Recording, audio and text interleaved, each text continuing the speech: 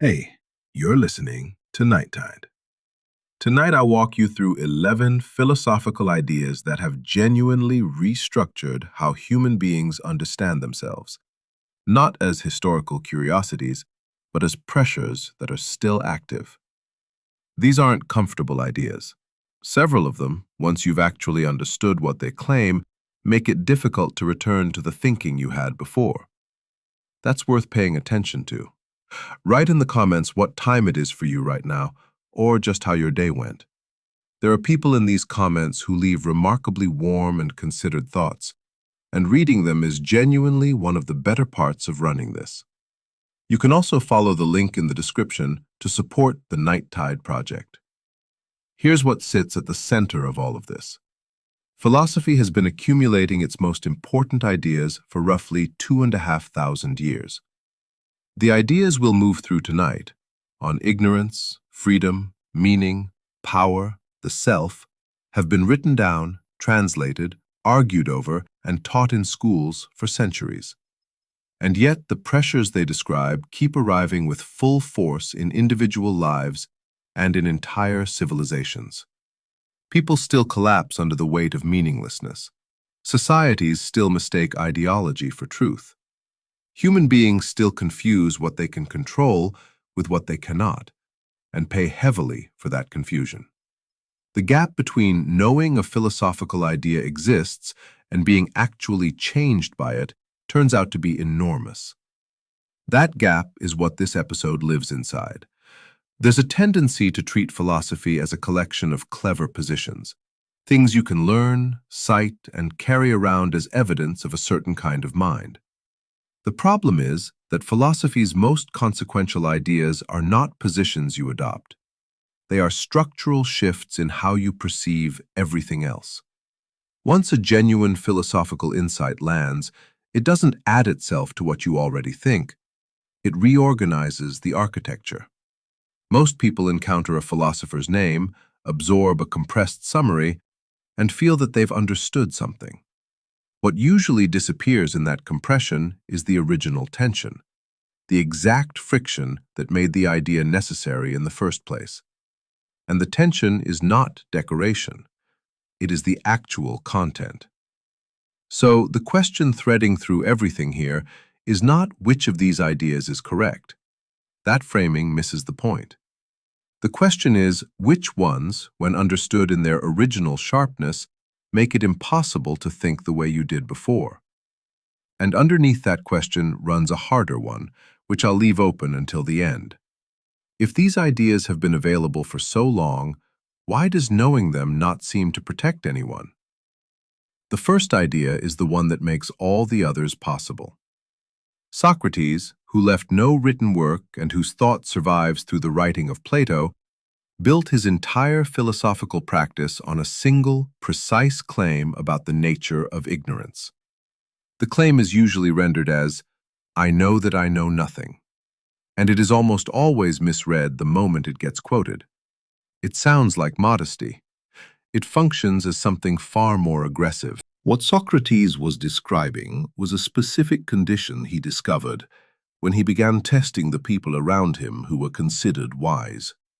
Politicians, poets, craftsmen, public figures with established reputations. What he found, consistently, was that these people held confident beliefs they could not actually defend. They knew how to perform knowledge. They did not know how to examine it. And crucially, Socrates included himself in the diagnosis. He was not claiming to be the one clear-sighted person in a city of fools. He was claiming that the recognition of one's own ignorance is a real cognitive achievement, and one that almost no one bothers to make. The demand this places on a person is not comfortable. Genuine intellectual humility, the kind Socrates was describing, is not a pleasant resting state. It is a destabilizing one. To actually acknowledge that you do not know something you believed you knew requires you to dismantle a structure you were relying on. Most of the time, people have a great deal of practical life organized around beliefs they have never examined. The examined life that Socrates describes is not peaceful. It produces friction, disorientation, and frequently social resistance. Athens executed him for it. What remains unresolved in the Socratic position, and what I want to leave here without closing, is the question of what happens after the false certainty is dismantled. Socrates treats honest inquiry as the only defensible response to ignorance. But he does not offer a replacement architecture. The space that opens when a belief collapses is real, and it is not automatically filled by wisdom. That space is where the next pressure begins. The space that opens when a false certainty collapses, Socrates leaves it empty. That's the honest move. And the philosopher who steps into that empty space most forcefully, who takes the problem of mediated reality and presses it into a structural principle, is Plato. The idea is the allegory of the cave, and it is one of the most systematically misrepresented images in the history of thought. The common version goes something like this. People are trapped in illusions. A wise person sees the truth. Everyone should try to see the truth. That reduction strips out everything that makes the idea genuinely disturbing. What Plato actually describes is a group of prisoners who have been chained inside a cave since birth, positioned so they can only see the wall in front of them. Behind them, a fire burns. Objects are carried past the fire, casting shadows on the wall. For these prisoners, the shadows are not representations of anything. They are simply the world.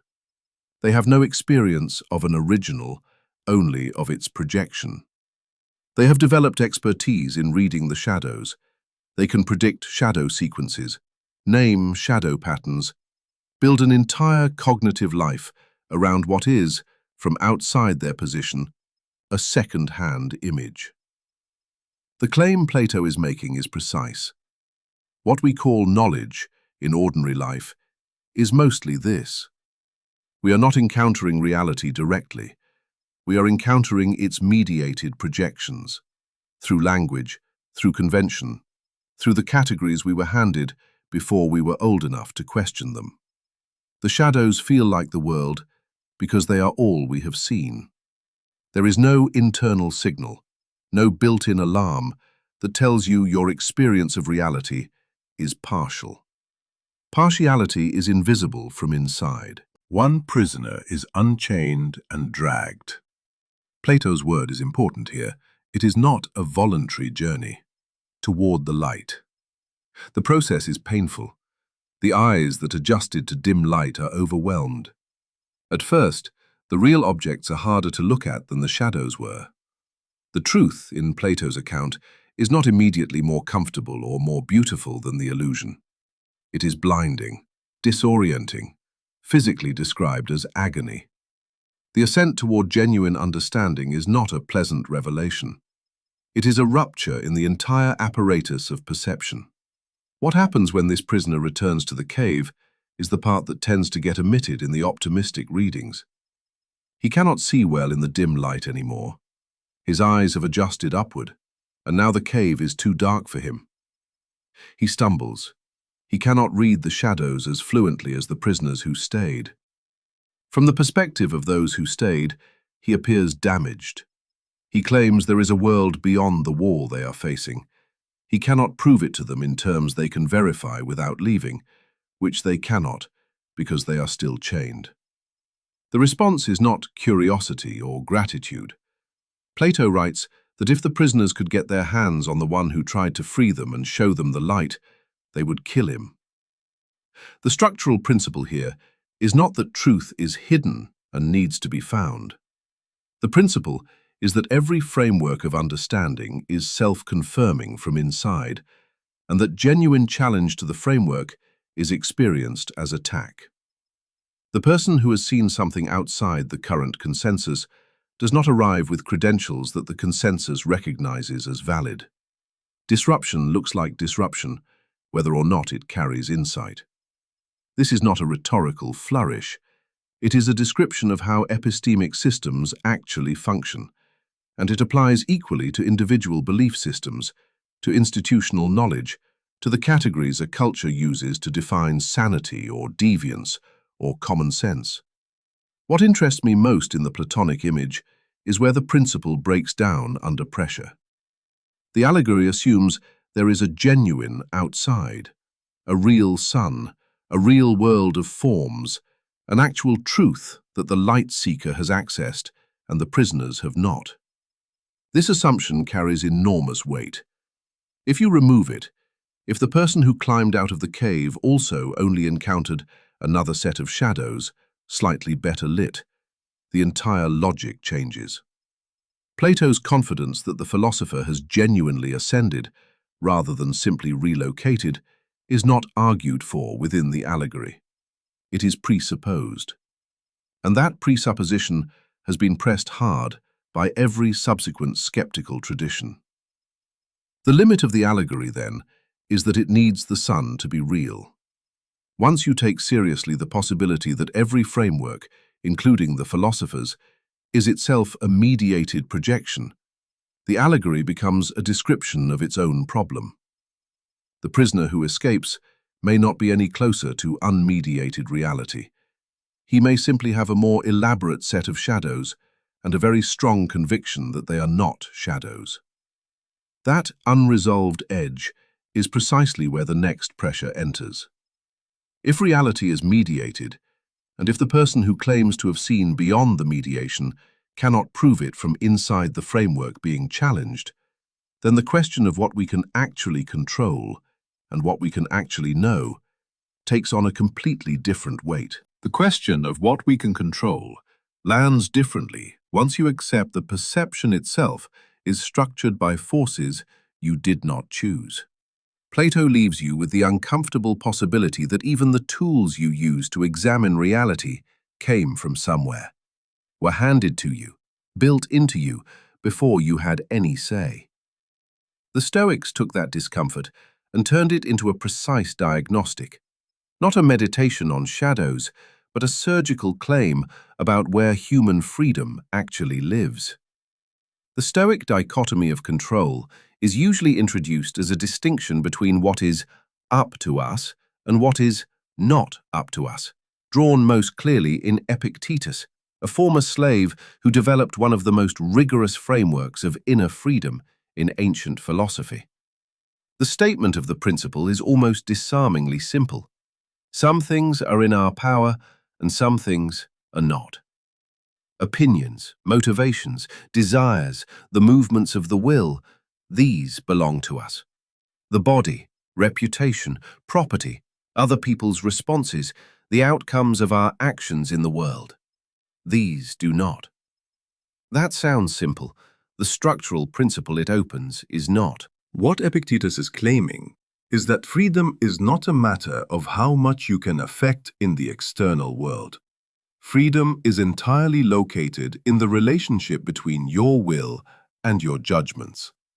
A slave with complete interior discipline over his own assessments is, by the Stoic measure, more free than an emperor who needs the approval of his court to feel secure. This is not a rhetorical inversion offered for impact. It is a serious claim about the architecture of suffering.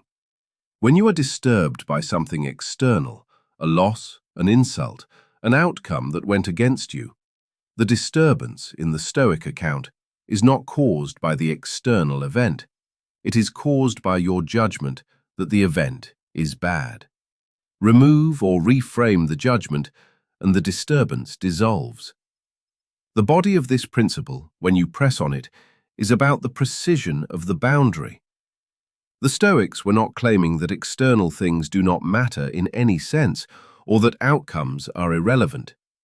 They used the term preferred indifference for things like health, wealth, or positive social standing, things worth pursuing when you can pursue them without making your peace of mind conditional on getting them.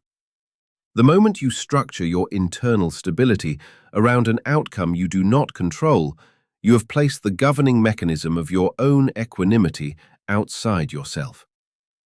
Someone else is now holding the switch. Picture a person preparing carefully for something important, a performance, a decision, a conversation with stakes, and genuinely committing to the work of preparation while releasing any attachment to how it lands. The work is theirs. The outcome involves variables that extend beyond them. The Stoic position is that this separation is not a failure of ambition. It is the only configuration in which you remain the author of your own state. The preparation belongs entirely to you. What happens after belongs to something larger. Stress testing this principle reveals where it holds and where it strains. The dichotomy works cleanly in cases of lost property, social embarrassment, unexpected setbacks, situations where reframing the judgment genuinely dissipates the disturbance. It becomes far more difficult in situations of physical pain, grief, trauma, or sustained injustice. Epictetus addresses this directly. He does not say, pain is not painful. He says the judgment, this pain is unbearable and must not be happening to me, is a secondary act added to the sensation of pain, and it is that judgment, not the pain itself, that generates the sustained suffering. The Stoics were not promising comfort. They were offering a precise account of where the wound actually is. The principle breaks under a specific kind of pressure. What happens when the boundary between interior and exterior is itself unstable? When prolonged trauma or systematic oppression doesn't just affect what you have, but restructures what you are capable of judging, desiring, valuing. Epictetus was a slave. He developed this framework under conditions of literal constraint. That is worth holding in mind when you consider the claim's scope. For someone whose formative years have systematically distorted the very apparatus of self-assessment, the instruction to reclaim your judgments assumes a degree of undamaged interiority that may not be present. The dichotomy assumes you have access to the inner machinery. It does not account fully for the cases where that machinery has been interfered with from the outside. That is the limit, not a refutation, but a boundary condition. The Stoic framework does an enormous amount of work in the space where the distinction between inner and outer is relatively clean. Where that distinction has been eroded by history, by circumstance, by the kind of structural forces that Plato was already gesturing toward, the precision of the dichotomy becomes harder to locate.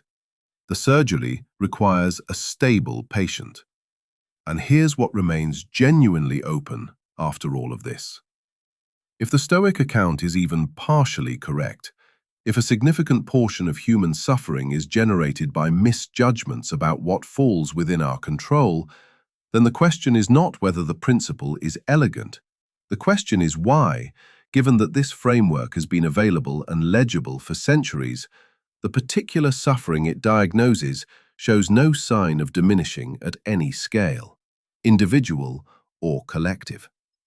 People still routinely break themselves against outcomes they were never going to determine. That gap between having the map and not being able to use it is not a failure of philosophy.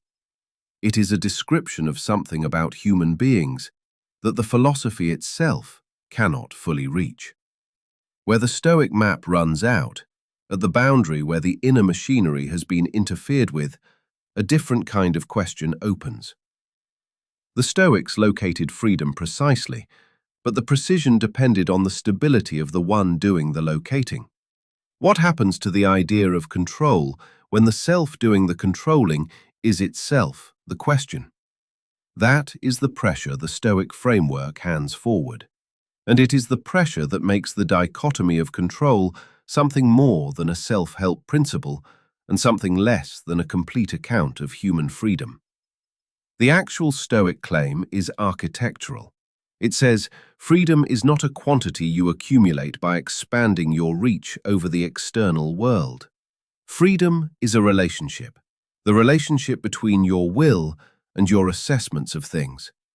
Epictetus framed this with a kind of structural clarity that does not soften under examination.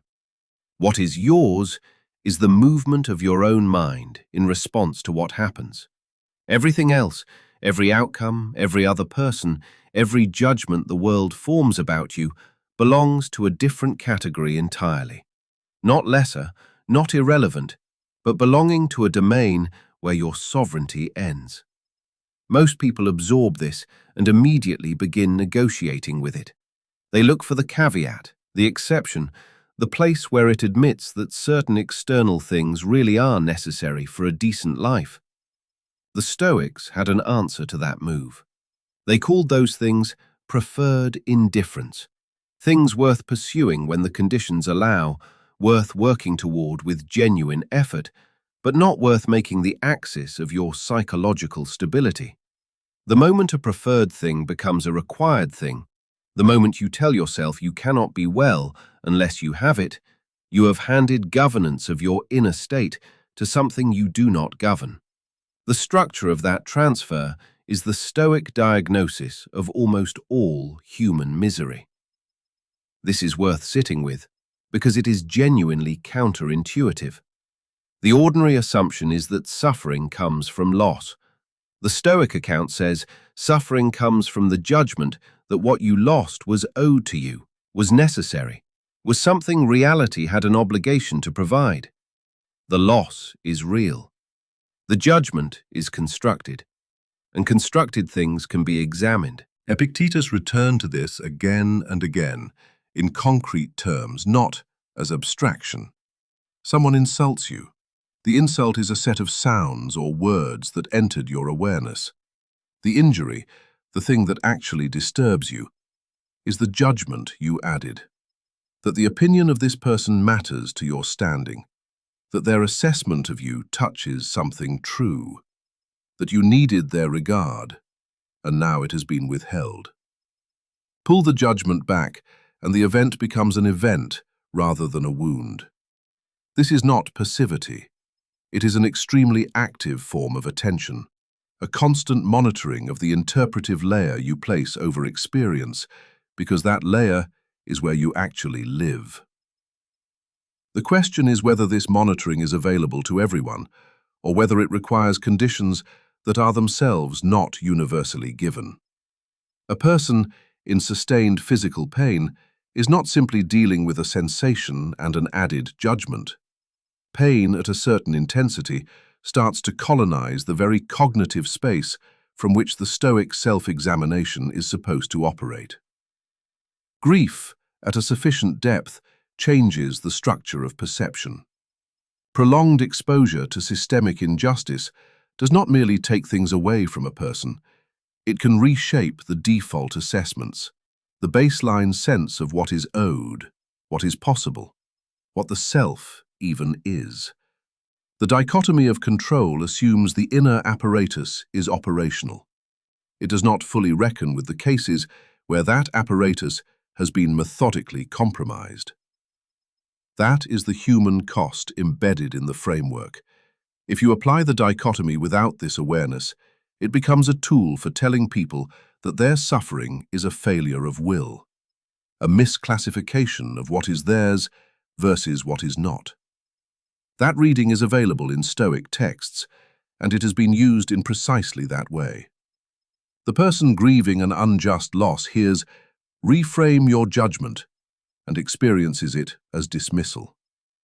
The question of whether the framework is being misapplied, or whether the framework genuinely lacks the resources to handle that case, is not yet settled.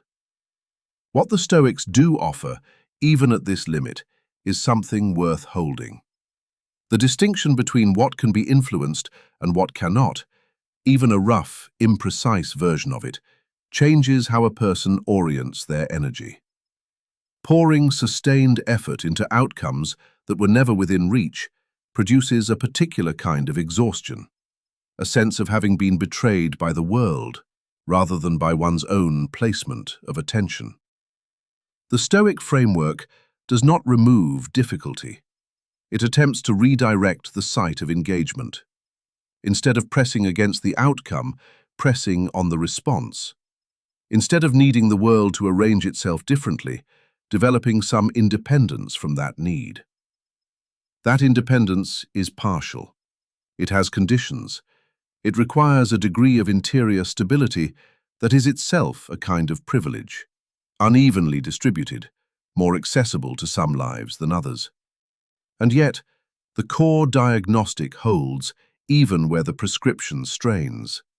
A significant share of human suffering is organized around the wrong object, around things that were never in the domain of personal governance, treated as though they were, around the belief that the world had contracted to provide something specific, and its failure to do so is a form of betrayal. What Epictetus understood from the position of someone who had genuine external constraints on his life, who could not simply opt out of the conditions he lived under, was that the last available space of self-authorship was the interior one.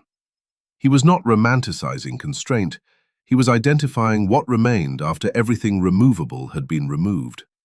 That identification is precise, and its precision is exactly what makes it uncomfortable for anyone whose suffering is still organized around what they are owed. The framework does not resolve, it sharpens. The question it leaves open is not whether the distinction between inner and outer is real. It is. But whether the degree of access each person has to their own interior is itself distributed by forces that Epictetus could name, but could not engineer away. That gap between the map and the territory of any particular life is where the philosophy stops being a system and starts being a demand the individual either meets or does not. The sentence, "I think, therefore I am," has a confident, almost triumphant ring to it. 4 words in Latin, cogito ergo sum, and suddenly the philosopher has found bedrock, something certain in a world where everything else has been systematically dismantled by doubt. That is how it is usually received, as an arrival, a proof, a foundation solid enough to rebuild knowledge upon. The actual structure of what René Descartes established is considerably stranger, and the strangeness has been accumulating ever since. What Descartes was doing in the Meditations was a methodological experiment, not a confession of faith. He decided to doubt everything that could possibly be doubted, the evidence of the senses, the existence of the external world, the reliability of memory, even mathematical certainty, and see what remained. The senses can deceive. Dreams are indistinguishable from waking experience while you are inside them. And if there were a sufficiently powerful deceiving force, the famous evil demon hypothesis, it could be feeding you false experiences of a world that does not exist. Under that pressure, almost every belief collapses. What is left? The one thing left is the act of doubting itself. Even if everything the doubter believes is false, the doubting is occurring. Thought is happening. And wherever thought is happening, there must be something that is doing the thinking. Cogito ergo sum. The thinking thing cannot be deceived about the fact that it thinks, because the deception would itself be a form of thinking, confirming the same conclusion. The ground is found, not in the world, not in the body, not in memory or perception, but in the activity of the thinking self as it catches itself in the act. This sounds like a solution. What it actually produces is a problem that philosophy has been living with ever since. Notice what Descartes actually established. He established that there is thinking occurring.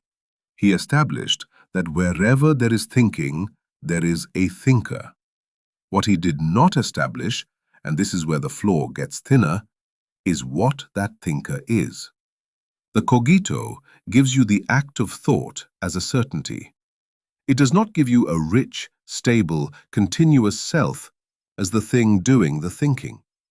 It gives you a moment, a pinpoint, a flash of reflective awareness catching itself. That flash is real, but the self you ordinarily feel yourself to be, with a continuous history, a consistent character, a set of persistent beliefs and memories, that entity is not what the cogito proves. The cogito proves something thinner, that there is a process occurring right now in this moment of doubt. Picture a person who wakes from deep anesthesia in the first seconds before any memory or sense of place returns. There is awareness. Something is registering. The process of experience is running. And yet there is, for that moment, no clear sense of who this awareness belongs to. No stable self standing behind the experience, claiming it as theirs. That is closer to what the cogito actually demonstrates than the confident figure of a philosopher discovering his own existence. The moment of pure thinking is real. The self assembled around that moment is a construction added afterward. David Hume, working roughly a century after Descartes, pushed this crack further open. When he turned introspective attention inward to locate the self, what he found was a succession of perceptions, impressions, ideas, feelings, memories, moving rapidly through awareness. What he did not find was a self behind the perceptions that was perceiving them. There was no stable, unchanging entity that could be identified as the subject. There were processes. There were bundles of experience. The self, for Hume, was a kind of useful fiction, a name given to the continuity of experience, not an independently existing thing that experience happens to. The cogito and Hume's bundle theory pull in the same direction, even though they begin from opposite intentions. Descartes thought he had found the self. Hume went looking for it and found its absence. Between them, they mark out the territory that later philosophy would spend centuries trying to navigate, the territory of what exactly the I that thinks, chooses, suffers, and persists actually is. This matters beyond academic philosophy, because the self is the agent of everything. The thing that is supposed to make choices, bear responsibility, live with consequences, be the continuous author of a life. That is the self. If the self is not a stable entity, but a process, a bundle, a construction that gets assembled moment to moment from memory and narrative and bodily sensation, then what exactly is doing the living? Who is responsible for the choices made yesterday if the self that made them is not precisely the same process as the self sitting here now? These are not rhetorical questions. They have direct implications for how legal systems, moral frameworks, and personal identity operate. Most of those frameworks quietly assume the self is stable, continuous, and clearly bounded. The cogito, followed to its actual consequences, makes that assumption impossible to sustain without examination. Descartes himself did not follow the thread this far. He reassembled the self fairly quickly after establishing the cogito, readmitting the body, the world, and other minds through arguments that later philosophers found unconvincing. The cogito opened a gap, and Descartes closed it with moves that felt like patches. What he left behind was not a solved problem, but an opened one, a crack in the ordinary understanding of what it means to be a self that turned out to be structural, not cosmetic. The self established through doubt is also a self defined by its cognitive activity. The Cartesian subject is essentially a thinking thing, res cogitans, the thing that thinks, and everything else about a person is secondary to that defining activity. The body is separate, the emotions are unreliable, the will is most trustworthy when it is guided by clear and distinct rational ideas. This portrait of the self as primarily a rational agent had enormous influence on how the modern era understood personhood, autonomy, and moral responsibility. It also excluded an enormous amount of what actually constitutes a human being: the embodied, emotional, social, historically situated creature that lives in the world rather than inspecting it from a supposedly neutral vantage point. The weight of what Descartes excluded became its own philosophical problem. If the self is primarily rational and the body is an appendage, how do you explain the fact that physical states shape thought? That pain, hunger, fear, and exhaustion are not mere distractions from the rational mind, but conditions that actively alter what the mind can do? If the self is a continuous thinking substance, how do you account for the way trauma restructures the very capacity for coherent self-narration? These are not edge cases. They describe the actual texture of human existence. The Cartesian self is clean in ways that lived experience is not. What remains at the center of the cogito, after all the complications, is a genuine discovery that carries a genuinely unsettling consequence. The act of thinking confirms something is occurring. It does not confirm what that something is, how stable it is, how unified it is, or whether the I that will wake up tomorrow has any deep continuity with the I engaging with these questions now. The certainty is real, it is also minimal, and the gap between the certainty the cogito promises and the thinness of what it actually delivers is where the problem of the self still lives. Not as a puzzle waiting for the right answer, but as a permanent structural feature of consciousness reflecting on itself. The demand that you act only on principles you could will to become universal law sounds, at first pass, like a clarification of something you already knew. Treat others the way you want to be treated, systematized and made rigorous.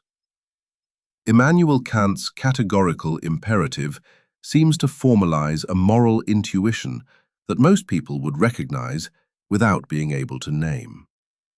That familiarity is part of what makes it easy to receive and easy to misplace. The actual claim is stranger and more demanding than the familiar ring suggests. Kant was not telling you to calculate outcomes or weigh consequences. He was asking you to examine the principle you are operating on, the maxim in his language, and subject it to a specific test. Could you consistently will that every rational being in relevantly similar circumstances act on the same principle? The test is not about kindness or social utility. It is about logical consistency at a universal scale.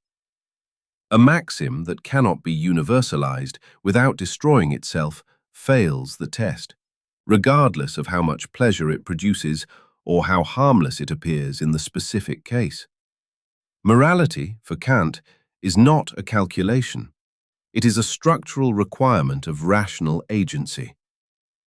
This is the source of both the power and the fracture in the system.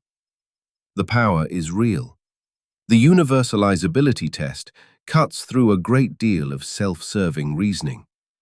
When you are considering whether to break a promise because it is inconvenient, the Kantian question forces a specific confrontation.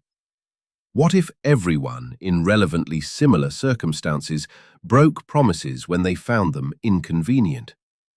The institution of promising collapses.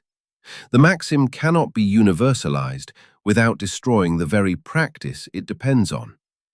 That result is not merely strategic, it is structural.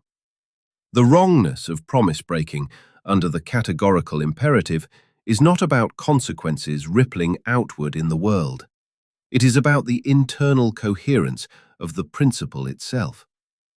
The moral law, on this account, is binding for any rational being simply in virtue of their rationality, not in virtue of what they want or what they fear. Kant's second formulation of the categorical imperative sharpens this further. Act so that you treat humanity, whether in yourself or in any other person, always as an end, never merely as a means. This version operates as something like a structural prohibition on using rational beings as instruments for purposes they have not consented to. It is the basis of modern thinking about human dignity, autonomy, and rights in a way that still governs legal and ethical frameworks across most of the world. The concept of a person as something whose interests cannot simply be overridden for aggregate benefit, that concept is Kantian in its architecture, even when it goes by other names. A person tells a lie to protect someone they love from devastating news. The lie is kind. Its consequences, in any ordinary assessment, are better than the alternative. Under the categorical imperative, the lie fails, not because of outcomes, but because a maxim permitting deception under emotional pressure cannot be universalized without collapsing the reliability of testimony itself. Kant held this position with very little flexibility, and his defenders have spent considerable effort either defending the rigidity or arguing that the framework, properly applied, has more flexibility than it appears. The rigidity is not an accident or a failure of imagination. It follows from the core commitment. If moral law derives its authority from reason rather than from sentiment, circumstance, or consequence, then allowing exceptions based on emotional particularity is already a departure from the ground of morality itself. The moment you say, in this case, the right thing is to lie, because the outcome will be better, you have shifted from a rational principle to a consequentialist calculation. Kant saw that shift as a kind of moral corruption, not because outcomes are irrelevant to human life, but because they are not the source of moral obligation. Obligation comes from the structure of rationality itself, not from the sensible world of results. Here is where the fracture opens, and it does not close. Real moral situations do not arrive as abstract universals. They arrive with faces, histories, urgencies, and weights that are not distributed evenly across the parties involved. A rational principle applied uniformly to structurally unequal situations does not produce uniform moral results. It produces results that follow the shape of existing inequalities with logical precision. The categorical imperative, applied with formal consistency, can function as a machine for making injustice look principled. It tells you the form of the moral law, but is much quieter about the content of who counts as a full rational agent, whose maxims get examined, and whose circumstances get to define the relevant category. Kant himself worked with assumptions about rationality that were historically bounded in ways he did not fully interrogate. The capacity for rational self-governance that grounds moral status in his system was not, in his application, extended with equal weight to everyone. This is not merely a biographical point about a philosopher living in a particular century. It is a structural vulnerability in the framework. If the universalizability test is administered by a particular rational agent with a particular set of background assumptions about who and what is relevant, the test will produce results that reflect those assumptions as faithfully as it reflects any moral logic. The formalism does not protect against this. It can, in some configurations, reinforce it.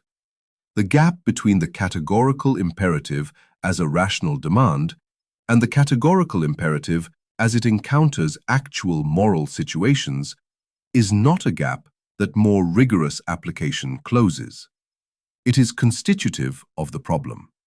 Moral life is made of particularity, of this person, this history, this set of relationships, this moment. And a principle designed to abstract away from particularity in order to achieve universality will always lose something at the point of application. What it loses is not irrelevant noise. It is often the most morally significant information available. And yet, something in the framework holds even under this pressure. The insistence that persons cannot be used merely as means, that there is a category of moral consideration that resists being dissolved into aggregate utility, remains one of the most important structural commitments in any ethical system that wants to take individual dignity seriously. The alternative is not more humanizing. A framework that permits any treatment of a person, provided the outcomes are sufficiently good, offers no stable protection for anyone whose interests can be outweighed by arithmetic. So the categorical imperative stands at a peculiar position. As a demand on the form of moral reasoning, it is indispensable. As an algorithm for resolving actual moral situations, it runs out precisely where the stakes are highest, at the cases of genuine conflict, of competing loyalties, of situations where every available principle is both relevant and insufficient. Kant offered rational moral agents a test that is rigorous in its form and genuinely useful as a disciplining question. What it cannot do is reach through its own formalism and make contact with the full weight of what a particular human situation actually contains. That is the consequence you are left with. Not that the categorical imperative is wrong, but that it is incomplete in a specific and irremovable way. The more precisely you apply it, the more clearly you can see where its precision ends. And that endpoint, the place where the universal law meets the irreducibly specific case and neither can fully yield to the other, is not a problem with your application. It is built into the structure of what a universal principle is. Friedrich Nietzsche did not announce the death of God as a personal declaration of atheism. He placed those words in the mouth of a madman, a figure who runs into a marketplace in broad daylight, carrying a lantern, looking for God, and who turns on the crowd that laughs at him with something closer to horror than triumph. He is diagnosing, and the crowd's laughter is precisely the point. They do not yet understand what has happened, because what has happened has no visible form. There is no wreckage in the street. The institutions are still standing. The habits of mind are still running, and yet something foundational has given way, and the madman is the only one who feels the ground move.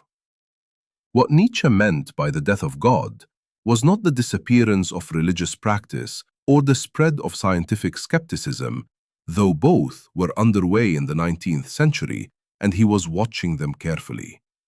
He meant something more structurally serious, the collapse of the metaphysical framework that had been underwriting an entire civilization's system of values. God, in this framework, was not merely a theological claim. God was the anchor, the point of absolute reference from which moral distinctions derived their weight, from which truth got its authority, from which the hierarchy of values drew its stability.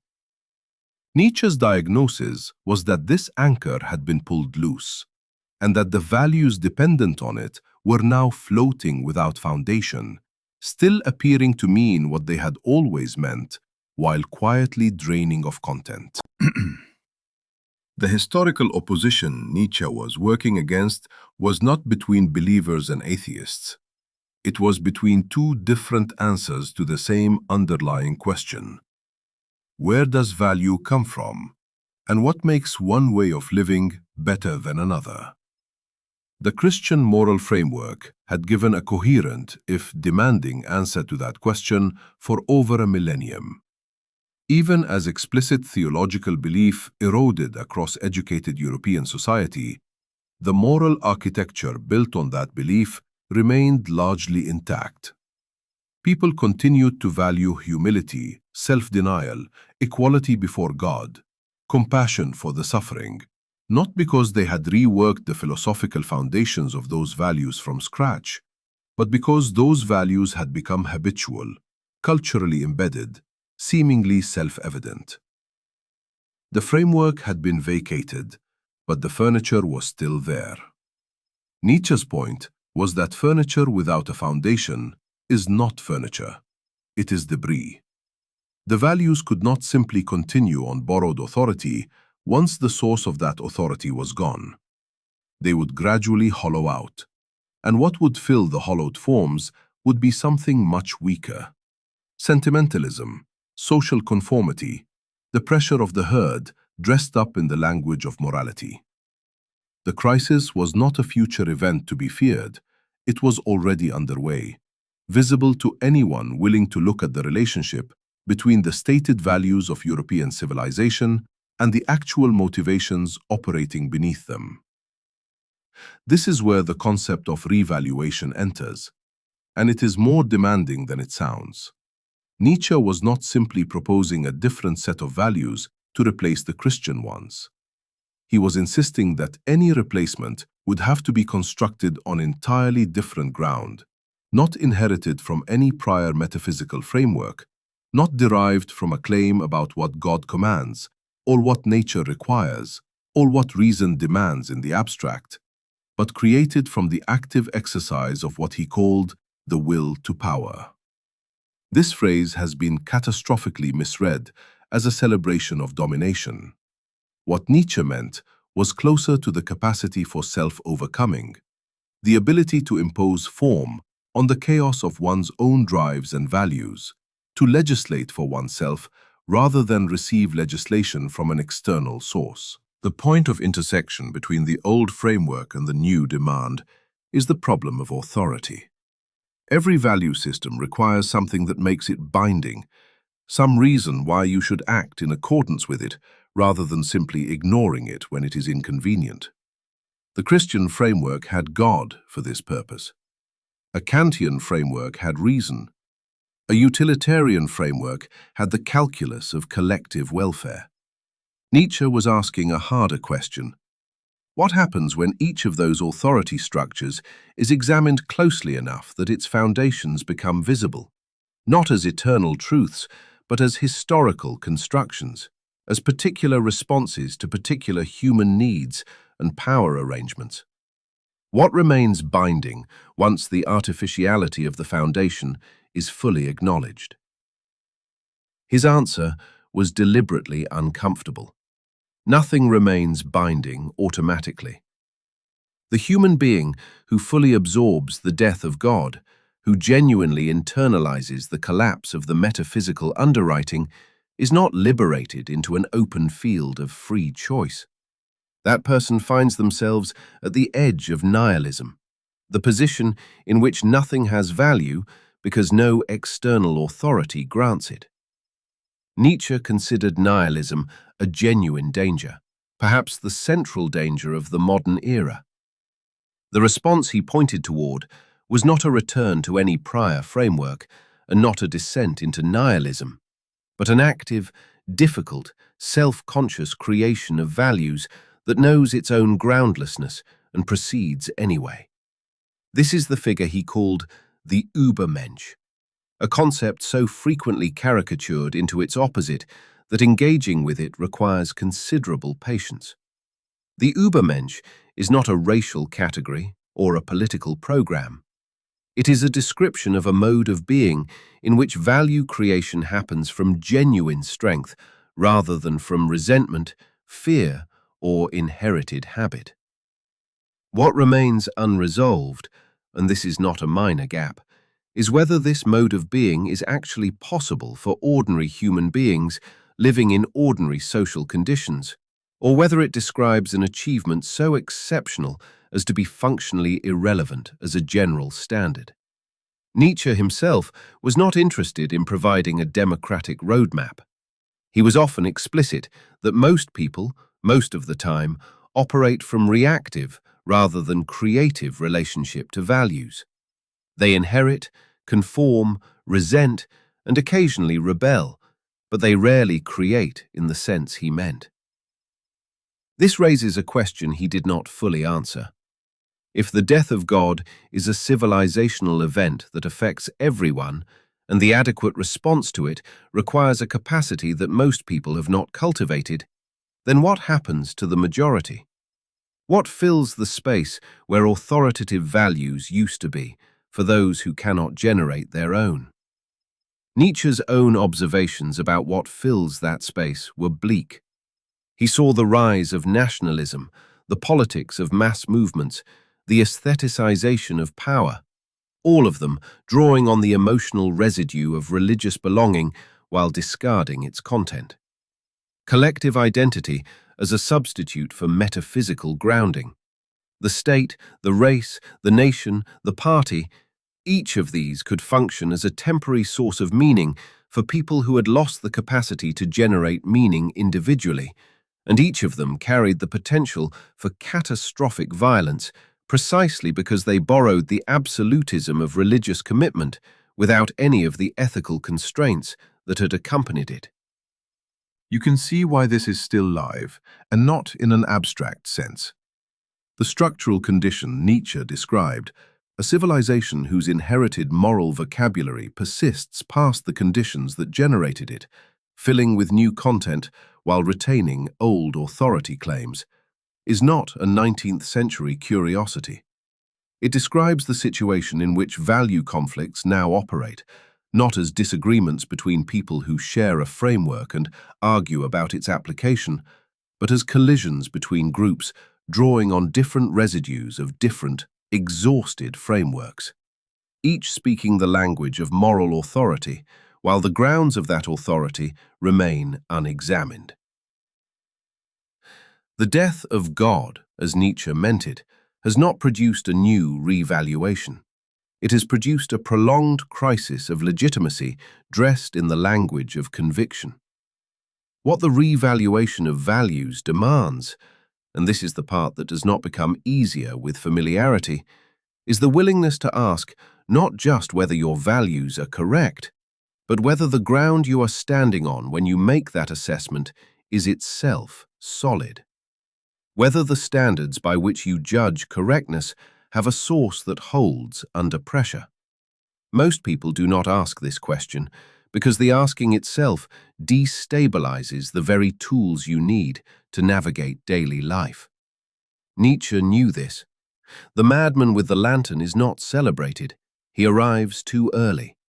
The light has gone out, and most people have not yet noticed that they are standing in the dark.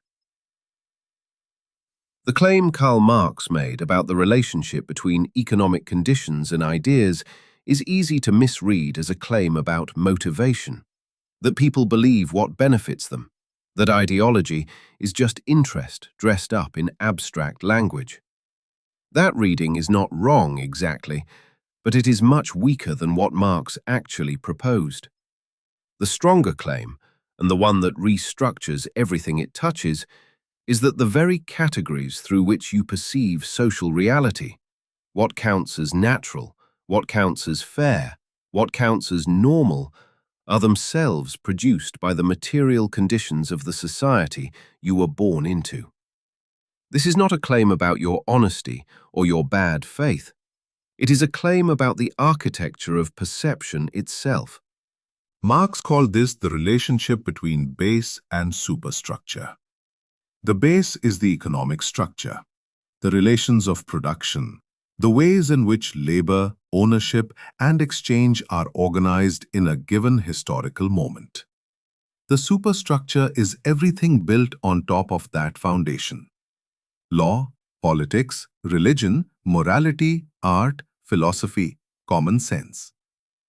The conventional picture of intellectual and cultural life treats these as the sphere of free thought, the place where human beings reason their way toward truth, beauty, and justice independently of material circumstance. Marx's argument is that this picture inverts the actual relationship. The superstructure does not float freely above the economic base. It is generated by the base, shaped by it, and functions, often without anyone intending this, to reproduce the conditions that generated it. The word that carries the weight here is ideology. In ordinary usage, ideology refers to a political worldview, a set of opinions you hold about how society should be organized. In Marx's framework, ideology is something more comprehensive and more disturbing. It is the ensemble of ideas, values, and representations that make the existing social order appear natural, necessary, and just to the people living within it. A feudal peasant who accepts that aristocrats have a God-given right to their land is operating within an ideology. A factory worker in the 19th century who believes that the wage relationship is a fair exchange between free parties, that the employer offers terms and the worker accepts or refuses, is also operating within an ideology, one that makes a structurally coercive relationship appear as a voluntary transaction between equals. The ideology is not a lie that someone consciously told. It is the way the social world appears from within a particular set of material conditions. It feels like reality because, from where you are standing, it is reality. A seamstress in a Victorian textile mill who believes that her poverty reflects her own insufficient effort is not being deceived by a manipulator standing behind a curtain. The belief grows from the ground she lives on, the language available to her, the institutions she moves through, the stories circulating in her community about what hard work produces and what failure means. The material structure of her world has produced a way of understanding that world, and that understanding makes the structure feel like a given rather than a choice anyone made.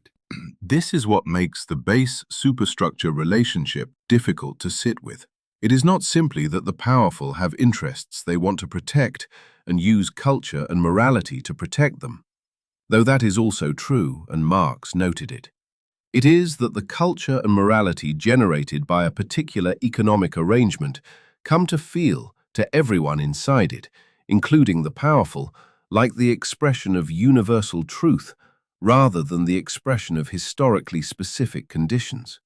The ruling class does not experience its values as class values. It experiences them as values.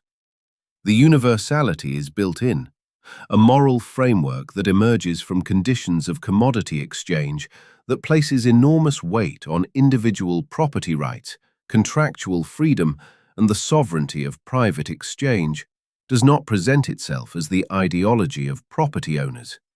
It presents itself as justice. The consequence of this move is vertiginous.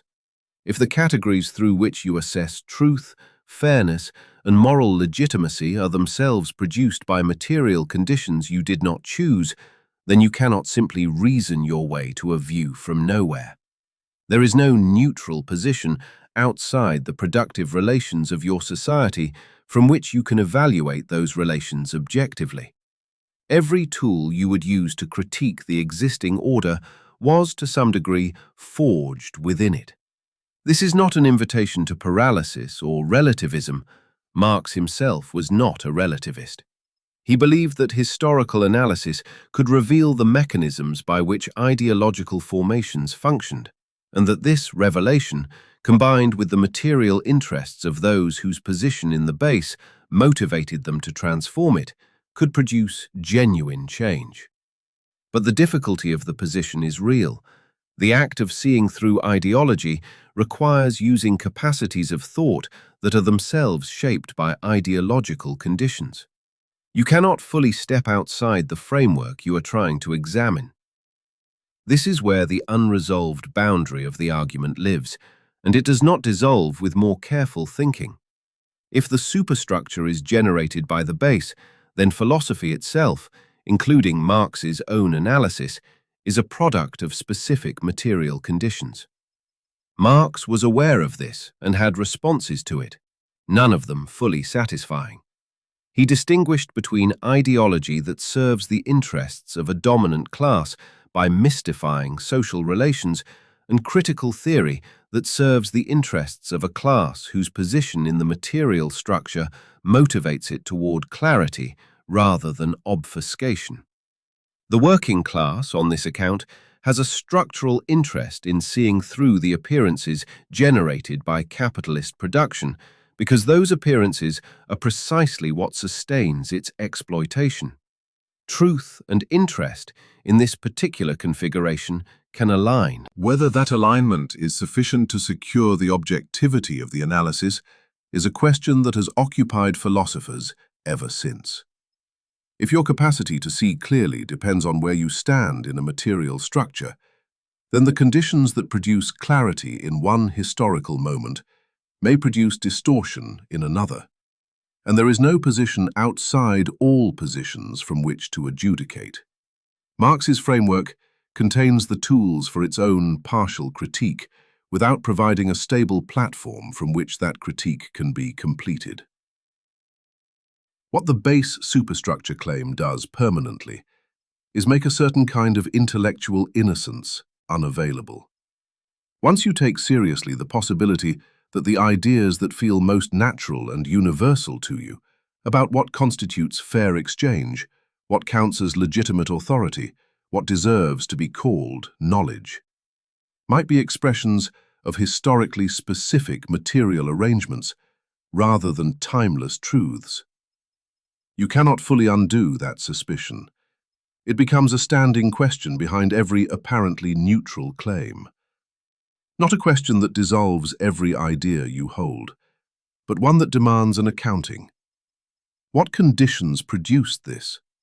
Who benefits from its appearing obvious? And what would have to change materially for it to stop seeming self-evident? That question is still doing work. The frameworks through which economic life is described, the categories used to separate the technical from the political, the natural from the constructed, the necessary from the contingent, all of them carry this question as an unfinished audit. The point is not that every idea is reducible to economic interest. The point is that the relationship between how a society organizes its material life and what it is capable of thinking about that organization is a real relationship, consequential and largely invisible from inside. Marx made that invisibility the problem, and the problem has not been resolved by the political history that followed. Jean-Paul Sartre's claim begins with a single inversion, and the inversion is total. Essence precedes existence, for a knife, for a chair, for anything made according to a plan.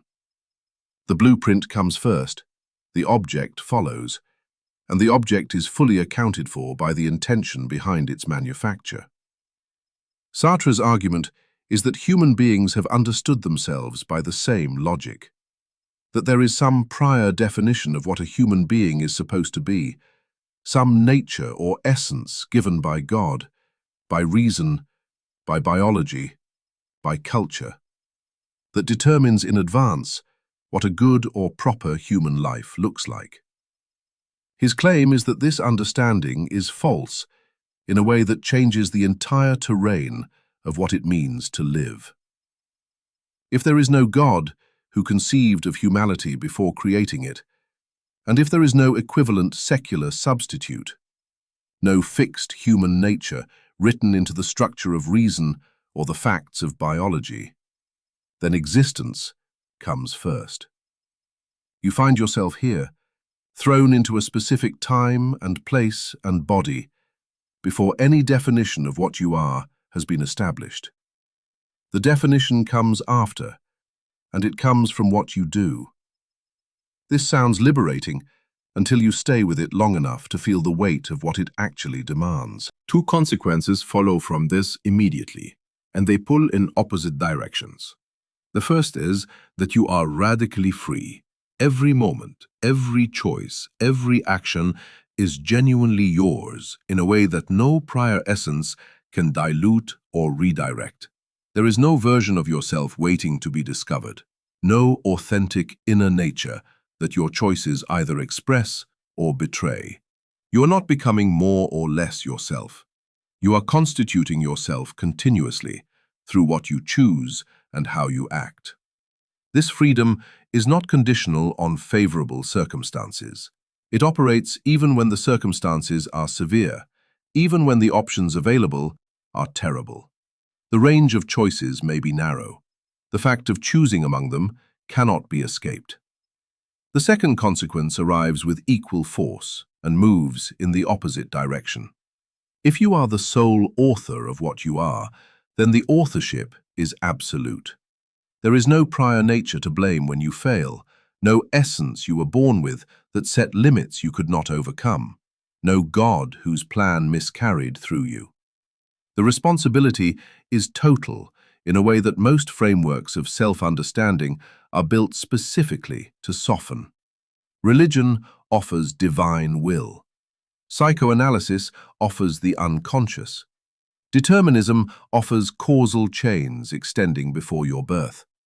Each of these provides a partial alibi, not necessarily dishonestly, but as a structural effect of the framework. Sartre's position eliminates the alibi at the root. The tension between these two consequences is not a logical contradiction waiting to be resolved.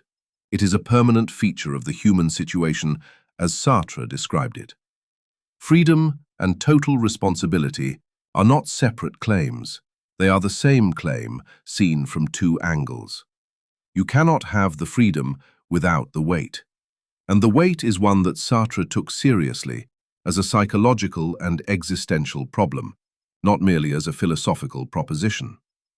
He called the attempt to escape it bad faith, mauvaise foi, and he treated bad faith as one of the most pervasive features of human life.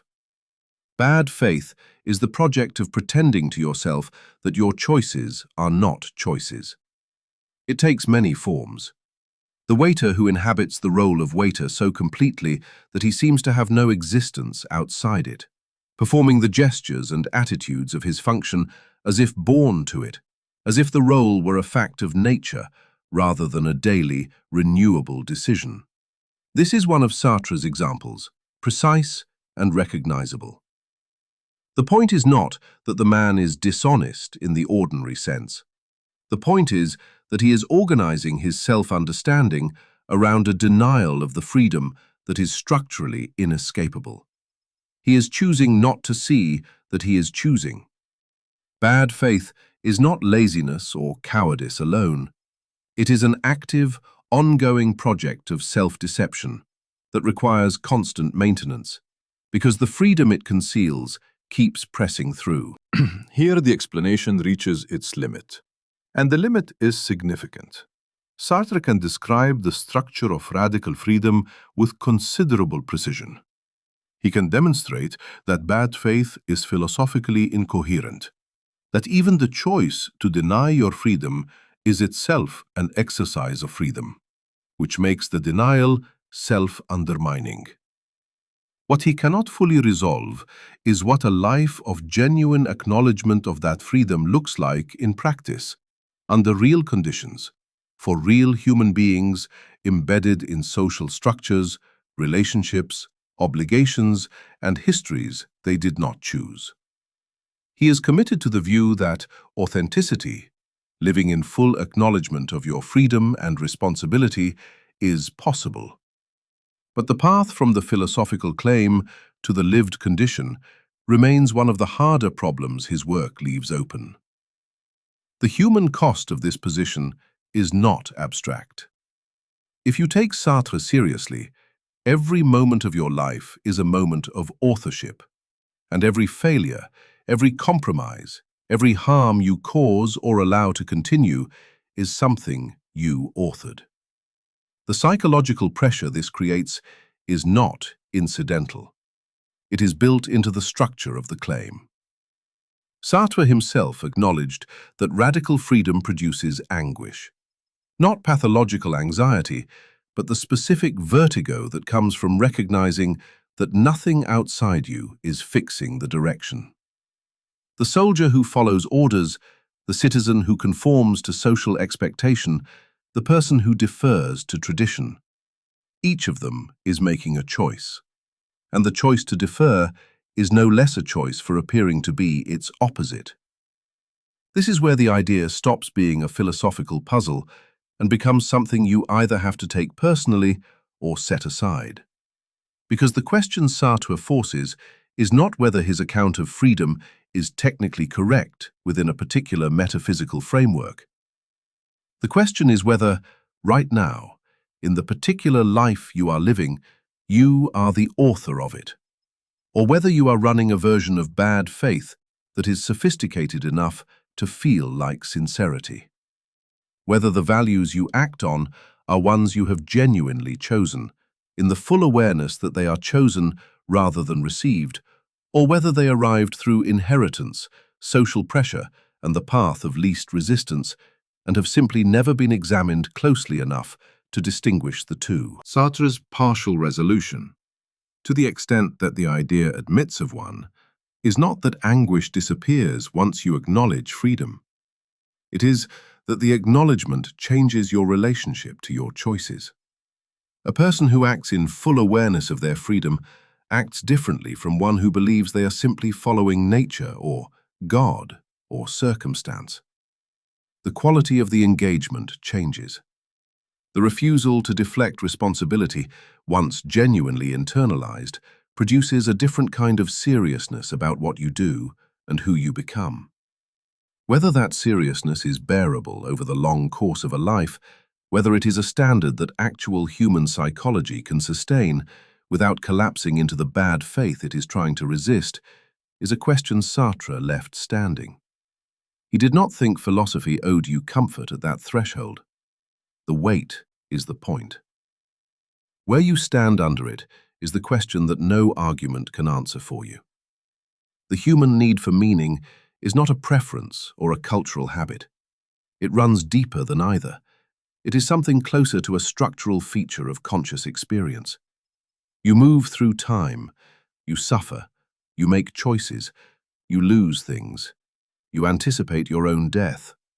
And the whole time, something in you is reaching for an account of what it adds up to.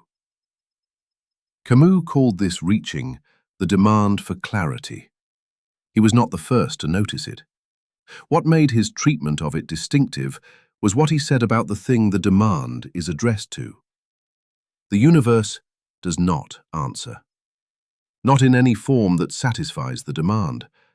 This is the core of what Camus described as the absurd. Not a feeling of purposelessness, not existential depression, but the specific collision between the human need for coherent meaning and the world's absolute refusal to provide it. The absurd lives in the gap between the question and the silence.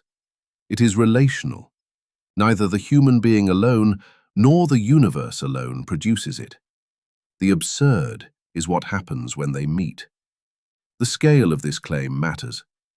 Camus was not describing a particular kind of person, the melancholic, the overly reflective, the philosophically inclined.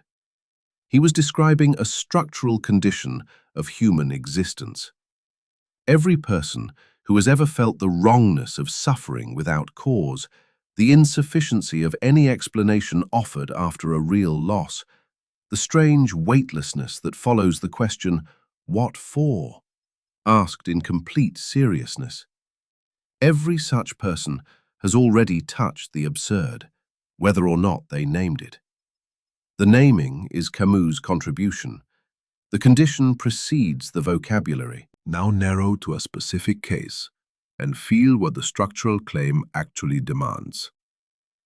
A person sits with the awareness that everyone they love will die, that everything they build will eventually cease to matter, that the projects they are devoting their one life to do not have a recipient, no cosmic judge for whom they count, no ledger in which they are entered. The typical responses to this awareness are well documented. One is to reach for religious belief, to posit a transcendent meaning behind the silence, to treat the universe's apparent blankness as concealing something that will become legible. Another is to substitute a secular faith, historical progress, the continuation of culture, the survival of the species, and to root significance through that. A third is simply to look away, to stay occupied enough that the question does not complete itself. Camus had a word for all three. He called it philosophical suicide. The term sounds provocative, but the logic is precise. Philosophical suicide is the decision to resolve the tension of the absurd by eliminating one of its terms. You either stop making the demand, accept that meaning is not available, call it nihilism, and proceed without it, or you manufacture a transcendent answer that the demand can be satisfied with, even if the evidence for the answer requires a leap that reason cannot make. In both cases, the gap is closed. In both cases, the closure is purchased at the cost of honesty. For Camus, the leap into faith is not primarily a religious problem. It is an epistemic one. It requires affirming something the situation does not support because the alternative is uncomfortable. That is the move he refuses. The gap between what Camus described and what is typically made of it is significant and worth staying with. The absurd is frequently read as a counsel of despair, as though recognizing that the universe is silent is the same as concluding that nothing matters. Camus rejected this reading as forcefully as he rejected the leap of faith. Nihilism is the claim that because no transcendent meaning is available, nothing is worth caring about. The absurd, as Camus understood it, is not that claim. It is the claim that caring about things, living, creating, loving, fighting injustice, can proceed without a cosmic guarantee behind it. The human value of what you do is not conditional on the universe endorsing it. The meaning is local. It is made, not found, and it does not require the silence to be broken for it to be real. This is where the confrontation itself becomes the substance of the response. Camus' figure for it was Sisyphus, condemned by the gods to roll a boulder up a mountain forever, watching it roll back, repeating the task with no accumulation, no end. The standard reading makes this a portrait of futility. Camus' reading makes it something else. Sisyphus knows his condition. He has no illusions about what he is doing or what it will produce. And in that knowledge, in the full lucidity of the encounter with an absurd task, acknowledged as absurd, engaged anyway, Camus locates something that resembles human dignity. Not happiness exactly, something more resistant than happiness, the capacity to continue in full awareness of what you are continuing into. The systemically important question is what this demands of a person who takes it seriously. It is not primarily an intellectual demand. The claim is simple enough once stated. It is a practical and psychological one. Most of the structures human beings use to sustain motivation, to get out of bed, to care enough about tomorrow, to act today, depend on some form of implicit faith that things will add up, that the effort is going somewhere, that the accumulation of years means something. Camus' position strips those implicit assurances and asks whether you can proceed without them, whether the confrontation itself, the clear-eyed acknowledgement that the silence is permanent and the demand is genuine, can function as a kind of ground, whether rebellion against the absurd, as he called it, is enough. There is no comfortable answer to that question, and Camus did not offer one. What he offered was a claim about what honesty requires in this situation, and what intellectual cowardice looks like in contrast. The leap into transcendent meaning, on his account, is not stupid. He engaged seriously with the thinkers who made it. It is a refusal to stay inside the difficulty. And staying inside the difficulty is precisely what the absurd demands if you are going to meet it without flinching. What remains open, and this is where the idea refuses to close, is whether the lucidity Camus describes is actually stable over the full duration of a human life. He argued that it is, and that the confrontation generates its own kind of intensity and engagement. But the question of whether any actual person can sustain the absurd revolt without eventually reaching for one of the resolutions he named, whether the demand for meaning is the kind of thing that can be permanently acknowledged and permanently refused, is not resolved by the argument. It is left to the person encountering it. The absurd is not a position you arrive at once. It is a condition you live in, and the confrontation with it is not a moment, but a duration.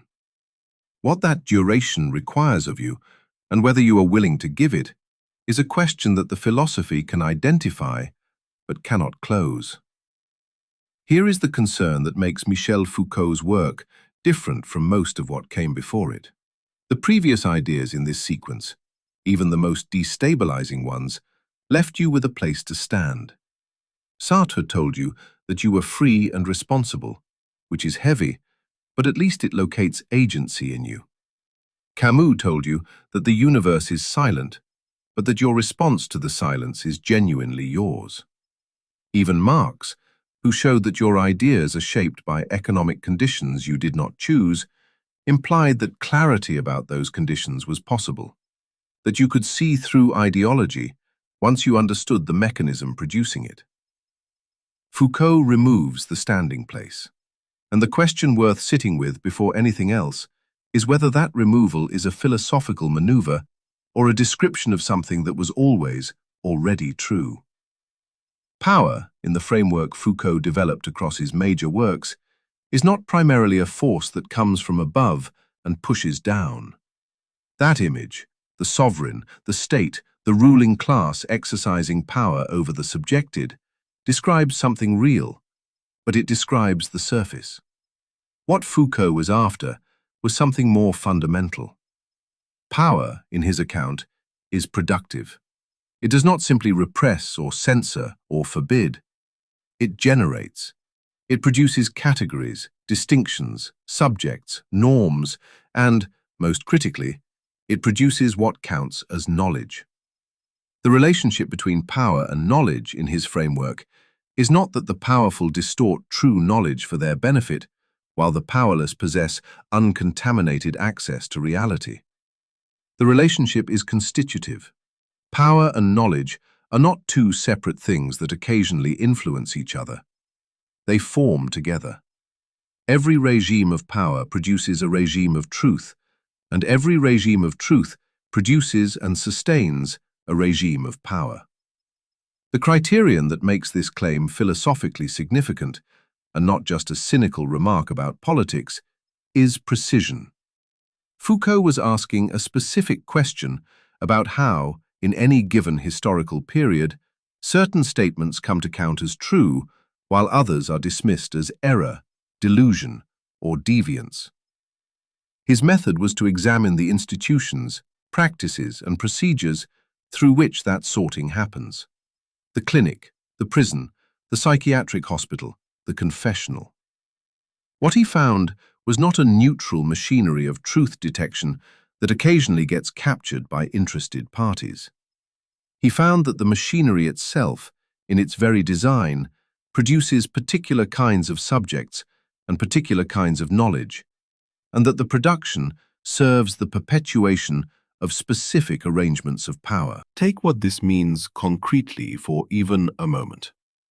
When a person in the 19th century who experienced same-sex desire was classified by medicine as a particular type of person, a homosexual, understood as a pathological category requiring diagnosis, treatment, study.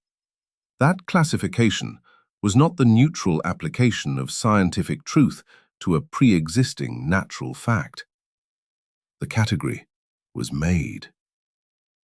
The making required institutional authority, professional expertise, the apparatus of medicine as a truth-producing institution. And once made, the category organized the experience of people who fell into it, shaped what they could say about themselves, determined how they were treated, and produced a whole body of knowledge, case studies, theories, treatments, that further entrenched the reality of the category. Power produced knowledge. Knowledge sustained power. The cycle was not a conspiracy, it was a structure. The consequences of this extend in a direction that is genuinely difficult to follow without feeling the ground shift. If power produces the terms within which truth is established, then the tools you would use to resist a particular power arrangement are themselves produced within that arrangement. The language of rights, of liberation, of authentic selfhood, of rational critique, each of these is available to you because a particular historical configuration of power knowledge made it available.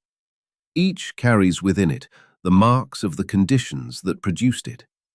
This does not mean that resistance is impossible or that critique is pointless. Foucault was not arguing for quietism, but it does mean that the project of resistance cannot simply appeal to a truth that stands outside power, because there is no position outside power from which to make that appeal. Every act of resistance operates from within the very field it is trying to transform. The human cost here is not the kind that shows up in a single dramatic moment. It is distributed and cumulative. You live in a world organized by categories, normal and pathological, criminal and law-abiding, sane and mad, healthy and sick. And those categories feel natural because they have been thoroughgoing enough in their application to shape the very experience of being a self. You do not feel the production of the category. You feel, simply, that this is how things are. The sense that you are perceiving reality rather than inhabiting a historically specific regime of truth is not a failure of intelligence or a character flaw. It is the normal condition of being inside a functioning power-knowledge arrangement. Foucault called this normalization, and its effectiveness depends on its invisibility. What partial resolution, if any, is available here? Foucault's later work turned toward what he called practices of the self, the possibility that, within the field of power knowledge, individuals can engage in critical work on their own assumptions, their own habituated ways of perceiving and categorizing, the terms within which they understand themselves. This is not liberation in the sense of stepping outside the system. It is something more modest and more honest, a kind of ongoing genealogical attention, a willingness to ask of any category that feels natural, how was this made? By whom? Under what conditions? And whose arrangement does it sustain? The question does not dissolve the category. It does change your relationship to it. The problem this leaves standing is genuine and should not be softened. If the critical tools available to you are themselves products of power-knowledge arrangements, then the genealogical method Foucault proposed is also such a product. He knew this. He did not claim to be speaking from outside the system he was describing. What he claimed was that the act of tracing the historical construction of present certainties, showing that what feels necessary was once contingent, that what feels natural was once made, creates a kind of mobility within the field that pure acceptance does not allow. Whether that mobility is enough, whether it constitutes meaningful freedom, or simply a more sophisticated form of remaining inside the arrangement, is exactly the question his work raises and does not answer. This is why Foucault's power-knowledge idea is the most uncomfortable claim in this entire set. The others disturb you about specific domains, your assumptions about reality, your sense of control, your understanding of the self, the origin of your values. Foucault's claim disturbs the instrument of disturbance. It implicates the very capacity for critical thought that you would bring to bear on any of the other ideas. The question it leaves you with is not whether power shapes your world. That much is almost acceptable, because it leaves the thinking self intact as the one who perceives the shaping.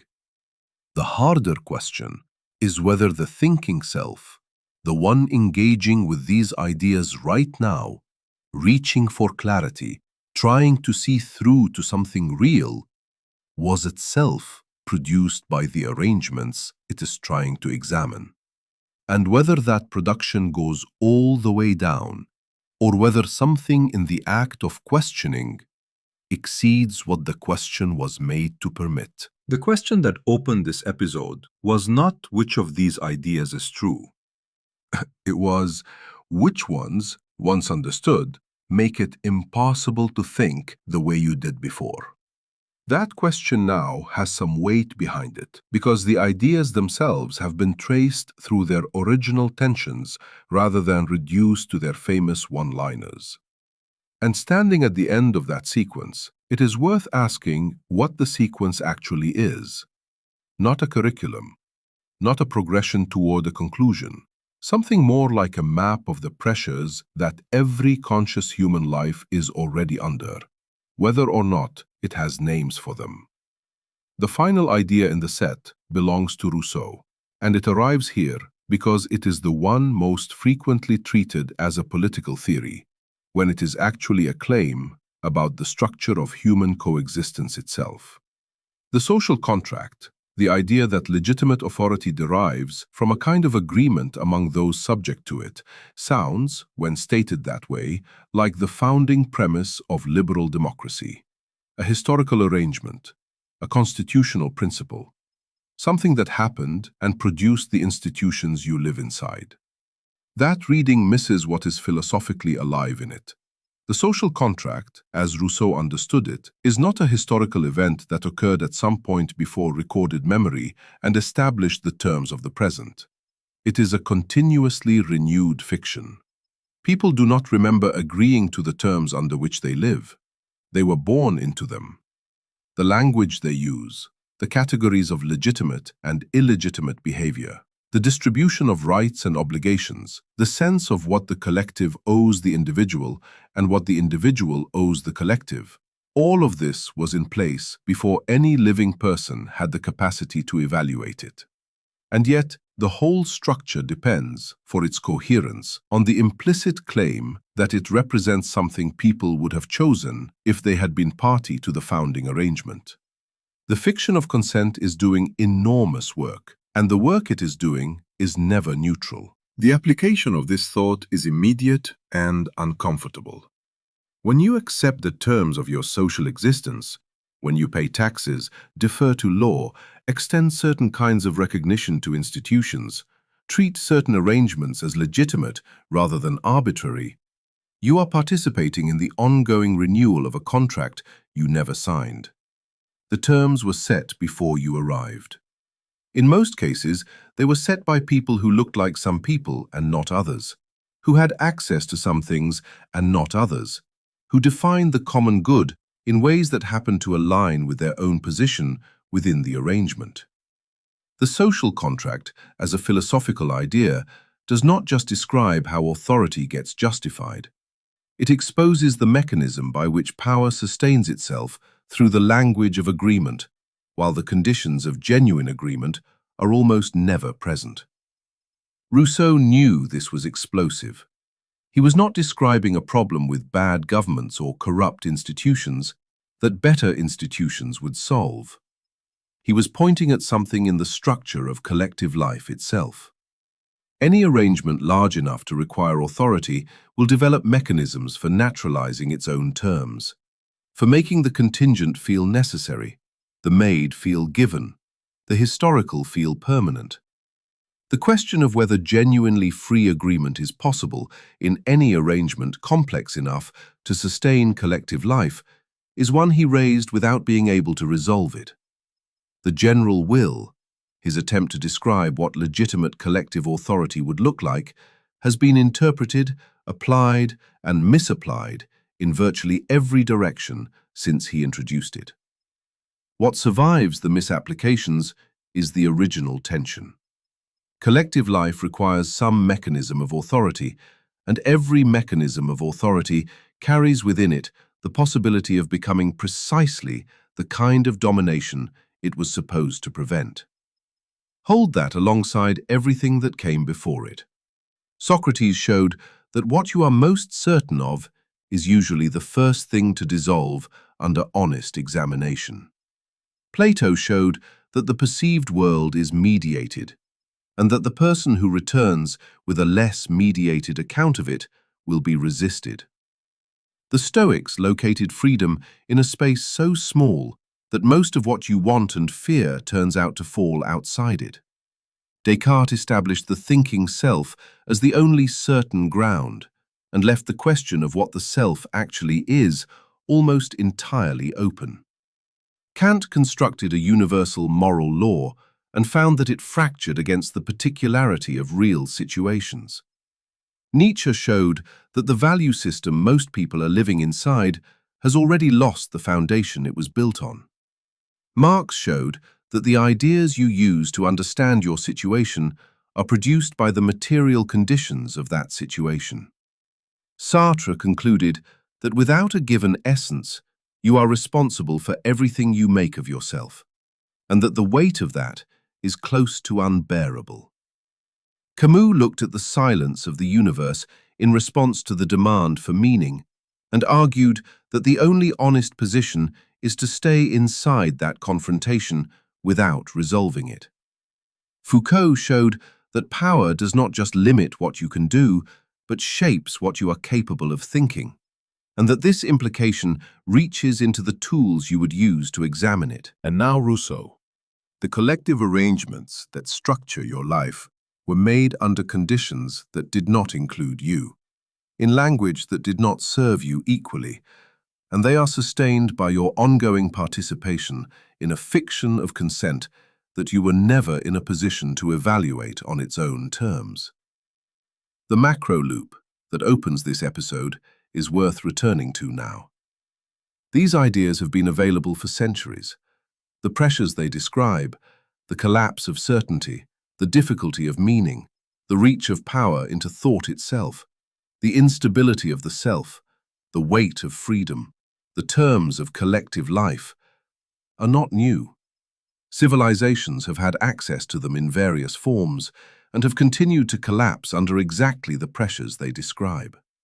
Individuals have read these ideas, understood them intellectually, and gone on living in ways that the ideas, taken seriously, would have made impossible to sustain. The question is why? One available answer is that knowledge of a pressure does not reduce the pressure. You can understand, with full clarity, that the meaning you are pursuing has no cosmic guarantee, and still need the implicit faith that it does in order to function. You can understand that the categories organizing your perception of normality were made rather than discovered, and still experience them as natural the next morning. You can understand that you signed no contract and endorsed no terms, and still need the stability that the fiction of consent provides in order to plan a life. The ideas in this reading describe a gap that human psychology is not built to close. They illuminate conditions that remain conditions regardless of whether they are illuminated. Another available answer is that knowing the pressure does change how you bear it, even if it does not remove it. The person who understands that the demand for meaning will not be answered by the universe is in a different relationship to that silence than the person who has not yet noticed the silence. The person who has traced the historical construction of a category that organizes their experience of themselves has a different mobility within that category than the person who experiences it as simply real. The examination does not produce peace. The examined life, as Socrates insisted, produces discomfort. But discomfort is not the same as collapse, and the person who can sustain the discomfort without reaching for the available resolutions, the leaps, the evasions, the naturalizations, is living inside these ideas rather than alongside them. The answer you carry out of this depends on what you are actually willing to stay inside. These ideas do not form a system that, once understood, produces a stable orientation. They form a set of pressures that bear on you simultaneously, pulling in directions that do not resolve into a unified position. You cannot fully honor both Sartre and Foucault at the same time. One locates radical authorship in you, the other shows that the author was produced. You cannot fully honor both Camus and the Stoics. One insists on staying inside the confrontation with meaninglessness, the other on withdrawing attention from what you cannot control. The pressures are real, and they do not stop pressing simply because you have identified them. What the map offers is not a way out. It offers the possibility of knowing where you are, of recognizing the pressure for what it is rather than mistaking it for a personal failing, a solvable problem, or evidence that something has gone wrong with your particular life. The gap between the demand for meaning and the silence that answers it is not your gap. The difficulty of locating freedom in a life shaped by forces you did not choose is not your difficulty alone.